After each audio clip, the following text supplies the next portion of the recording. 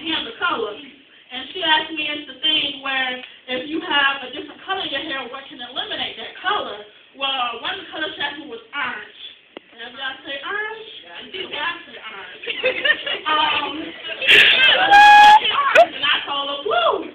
And she said blue. She said, okay, well, you sound good. She said, well, what eliminates yellow? And I said violet. She said, oh, so you working with something. She said, what if you got green? I said, well, you work with red.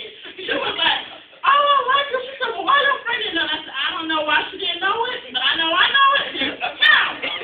So, you know what I mean? And they are, like, really impressed that, you know, I know a lot of stuff, and it's all good, but am I allowing myself to let God work through what I do? You know, and I do, and I sit there and I pray before I go to work. My daddy take me and we're praying, and sometimes I'm sitting there and I'm like, well, God, you know, help me, you know, with this person here, because you never know who you're touching. You don't know what they're going through, and people will stop and they will talk to you, and you like, well, now I got to hold on this, but if you sit there and you talk, I mean, I'm not going to say let it go out one ear and out the other, but I mean, sit there, I mean, listen, but don't take everything in, because sometimes they talk to you, and that can be a burden to you, and then you sit here and you holding this and you holding that, and you wonder why you are crooked over with all these problems, because you ain't letting go. You know, sometimes you just got to let go of certain things people tell you. So, I mean, my supervisor told me, she said, you just got a great spirit. I said, well, thank God it takes prayer. Because I remember when I didn't used to be in that position where I just, you said something to me that was public constructive criticism. No, don't tell me what to do. But now I got old and I matured, and now I'm like, okay, well, I can try to work it that way. I might add my little touch to it, but I'm still going to, you know, give what you're getting, I'm still going to use. So, I was like, well, okay, well, I love my job, I really do, and it's great. And as I was talking to some people, and I was letting them know, I said, well, it was the reason I got joined with this thing. It was called, you know, there's a difference between hearing and listening. And everybody would sit here in church and they'd be like, well, why I keep hearing the same thing? And why is it being preached? Are you hearing or are you listening? There's a difference. Hearing is you hearing it, but you ain't doing nothing about it. If you listen, you have action and what you listen to. So if you listen, you have action. A lot of us sometimes you sit here and say, well, I'm hearing the word, and the word is in me, but are you putting any action to it? For a while, I was hearing the word. I knew the word, but was I listening and putting action with it? So as I'm listening, I'm able to put action by giving you the word. So that's how it is. And a lot of people are like, well, where do you get that from? There is no, look it up in the dictionary. It's two different words. It's going to have two different meanings. Okay? Look it up in the So that's why I was like, okay, I said, well, God, that's pretty good. And, I mean, I'm not one of them hoo-ha preachers. I'm like my mom, you know, because sometimes it's good for you to talk and hit some things, you know, because a lot of people want to hear that, but yet is it what you need at that time? You know, because we have kids in here, and a lot of kids, you know, I love school, a lot of kids don't like school.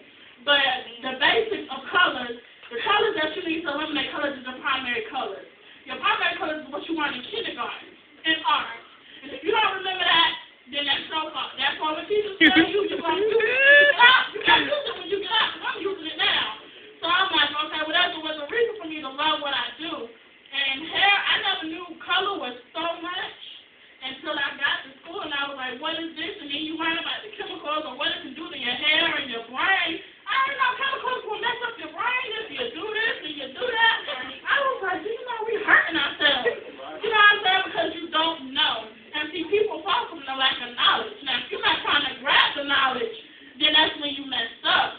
So I was like, okay, well, I'm still in love with this topic. It's all good because it's one of my things I say. I tell people it's all good because when I got in the accident that happened to the car, all I could sit and say, well, God, I see why you say it's all good. Because, see, my life could have been cut short. And I know that I wasn't right. So at that time, it wasn't all good. But by me being able to make it through another day and say, well, God, it's all good because I'm still yet standing. I still can pray towards the heart. I still can call on the name of God. I still can make it and say, I'm here to see my niece. I'm here to see my sister do whatever she got to see. I'm here to see my brothers make it because I know we can. I'm here to see my dad and them get their church because I know they can make it because they're church and I know why they are. So I'm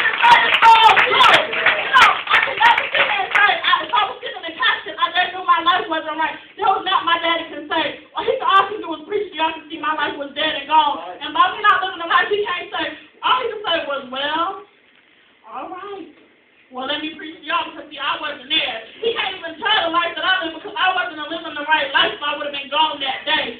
So I was like, well, God, and I sit there, and all I could do was sit in the car, and I just cried, and I cried. I said, God, my life could have been gone. I said, the car could have flipped.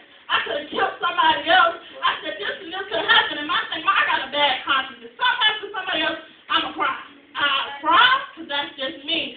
I can see people that have been in a car accident, and I'm like, God bless them. I hope they all right. Because my heart just go out to people that's like that because you never know if their life was right. And if their life is right, you got a reason to cry for somebody because if they're not going to the kingdom, then you know where they're going. You know what I'm saying? Eternal damnation is no place for nobody. I don't like worms. I don't like nobody biting on me. I don't like the